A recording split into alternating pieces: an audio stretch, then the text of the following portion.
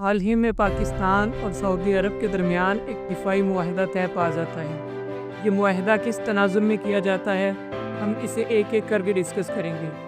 سب سے پہلے ہم اس معاہدے کو 3 کیٹیگری میں ڈیوائڈ کر لیتے ہیں۔ پہلی کیٹیگری وہ ہے جو حکومتی موقف ہے، پہلی وہ ہے جو حکومتی اراکین بتا رہے ہیں، پہلی وہ ہے جو عام میڈیا والے بتا رہے ہیں۔ تو چلے ڈسکس کرتے ہیں۔ جیسا کہ آپ کو پتہ ہوگا کہ پچھلے دنوں قطر پر اسرائیل اٹیک کر دیتا ہے۔ جی ہاں، قطر کے اوپر اسرائیل بمبارمنٹ کرتا ہے۔ یہ بمبارمنٹ کیوں کرتا ہے؟ جیسا کہ آپ کو پتہ ہے کہ اسرائیل کا موقف ہے کہ حماس کے رہنما وہاں پر موجود تھے اور اس لیے اسی تناظر میں یہ اٹیک قطر پر کیا گیا۔ اگر یہ اٹیک قطر پر کیا جا سکتا ہے تو پھر سعودی عرب پر کیوں نہیں؟ جی ہاں دوستو، اگر یہ اٹیک قطر پر ہو سکتا ہے تو یہ سعودی عرب پر بھی ہو سکتا ہے۔ اب ہم پہلے حکومتی جو موقف ہے ہم اسے بیان کر رہے ہیں۔ جیسا کہ حکومتی موقف ہے کہ پاکستان اور سعودی عرب کے درمیان طے ہونے والا دفاعی معاہدہ، جس میں اگر سعودی عرب پر حملہ ہوتا ہے تو وہ پاکستان پر حملہ تصور کیا جائے گا، اور اگر پاکستان پر حملہ ہوتا ہے تو وہ سعودی عرب پر حملہ تصور کیا جائے گا۔ سعودی عرب جو معاہدہ پاکستان کے ساتھ ہی کیوں طے کرتے ہیں، اس کی ریزن ہے۔ پہلی بات، پاکستان ایک نیوکلیئر اسٹیٹ ہے۔ پاکستان صرف اسلامی دنیا میں واحد ایک نیوکلیئر اسٹیٹ ہے، ایک واحد ایٹمی طاقت ہے۔ دوسری بات، پاکستان کے پاس تقریباً 6.5 لاکھ ملٹری فوجی بھی موجود ہیں۔ پاکستان کے پاس دنیا کی 7ویں بڑی فوج موجود ہے۔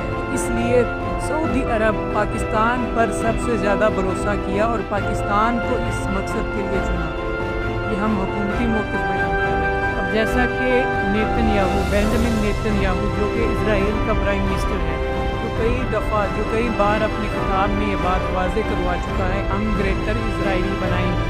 گریٹر اسرائیل کیا ہے؟ اس میں ترکی کے کئی علاقے ہیں، اس میں لبنان کے علاقے ہیں، اس میں مصر کے علاقے ہیں، اس میں سعودی عرب کے علاقے ہیں، یہ وغیرہ وغیرہ کو سب ملا کر ایک گریٹر اسرائیل بنایا جائے گا۔ اسرائیل چونکہ ایک ایک کر کے ہر ایک ملک پر اٹیک کر رہا ہے، سعودی عرب بھی اس کے پلان کا حصہ ہے، کیونکہ سعودی عرب پر بھی اسرائیل اپنے علاقوں کا دعویٰ کرتا ہے کہ سعودی عرب کے پاس یہ ہمارے علاقے ہیں اور ہم اسے لے کر گریٹر اسرائیل میں شامل کریں گے۔ اس معاہدے کی تھرتھراہٹ تل ابیب میں لازمی محسوس کی گئی کیونکہ اسرائیل پاکستان سے کوئی اچھا کچھ نہیں ہے۔ پاکستان اسرائیل کی آنکھوں میں ہمیشہ کھٹکتا رہا ہے۔ اس کی ریزن ہے کہ پاکستان ایک واحد اسلامک ملک ہے جو کہ اس معاہدے کے ویسٹ پر اور اسرائیل پر بڑے اثرات مرتب ہوں گے۔ جی ہاں، اسرائیل، امریکہ اور اہل مغرب اس معاہدے کو بڑی قریب سے دیکھ رہے ہیں۔ دوسری طرف اگر بات کی جائے اسرائیل کی، تو اسرائیل بھی پاکستان کے لیے کوئی اچھی خواہشات نہیں رکھتا۔ جیسا کہ جنرل ضیاء کے دور میں کہوٹہ نیوکلیئر پلانٹ کے اوپر اسرائیل نے بمباری کا پروگرام بنایا تھا، لیکن جنرل ضیاء کی بروقت عقل مندی کی وجہ سے اسرائیل یہ کرنے میں ناکام رہا، اور تب سے لے کر اب تک پاکستان کا نیوکلیئر پروگرام اسرائیل کی آنکھ میں ہمیشہ ایک پتھر کی طرح کھٹک رہا ہے۔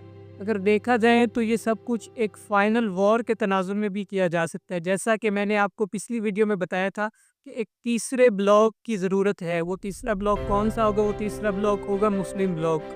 جی ہاں، جیسا کہ آپ کو بتایا گیا تھا کہ وقت آ چکا ہے کہ مسلمانوں کو اکٹھا ہونا ہوگا اور ایک تیسرا بلاک بنانا ہوگا اور طاقت کا توازن قائم کرنا ہوگا، برابر کرنا ہوگا دنیا میں، اور اس کی پہلی کڑی یہ پاکستان اور اسرائیل کا دفاعی معاہدہ ہے۔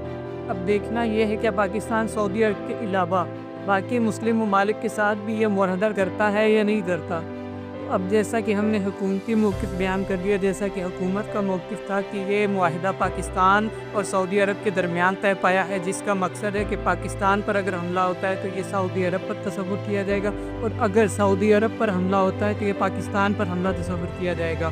اور حکومتی موقف ہے کہ حرمین شریفین کی حفاظت کی ذمہ داری ہے پاکستان کے پادے۔ اب ہم دوسری کیٹیگری کو دیکھتے ہیں۔ جیسا کہ میں نے شروع میں بتایا تھا کہ ہم اس کو 3 کیٹیگری میں ڈیوائڈ کریں گے۔ پہلی کیٹیگری جو حکومتی موقف ہے، دوسری کیٹیگری اگر تو یہ جیسا کہ پاکستان سوچ رہا ہے کہ پاکستان مسلمانوں کی حفاظت کے لیے اکٹھا ہوگا، پاکستان پوری دنیا کے مسلمانوں کی حفاظت کرے گا، تو پاکستان نے سعودی عرب کے ساتھ تو یہ معاہدہ طے کر لیا، تو کیا پاکستان فلسطین کے ساتھ یہ معاہدہ طے نہیں کر سکتا؟ دفاعی معاہدہ اگر فلسطین پر حملہ ہوتا ہے تو وہ پاکستان پر حملہ تصور کیا جائے گا، اور اور اگر پاکستان پر حملہ ہوتا ہے تو وہ فلسطین پر حملہ تصور کیا جائے گا۔ تو کیا یہ سعودی عرب کے درمیان جو معاہدہ پاکستان کا ہوا ہے یہ صرف پیسوں کی وجہ سے ہوا ہے؟ فلسطین کے پاس چونکہ پیسے نہیں تھے اس لیے یہ معاہدہ ان کے ساتھ نہیں کیا گیا۔ اور اب ہم دیکھ لیتے ہیں تیسرا پوائنٹ، تیسری کیٹیگری۔ تیسری کیٹیگری میں ابراہم الائنس کو ڈسکس کرتے ہیں۔ ابراہم الائنس، جی ہاں دوستوں، مطلب کہ حضرت محمد صلی اللہ علیہ وسلم کے پیروکار، حضرت عیسیٰ علیہ السلام کے پیروکار اور حضرت موسیٰ علیہ السلام کے پیروکار، ان تینوں کا الائنس ہے کہ یہ تینوں ایک ساتھ اکٹھے ایک الائنس بنائیں گے۔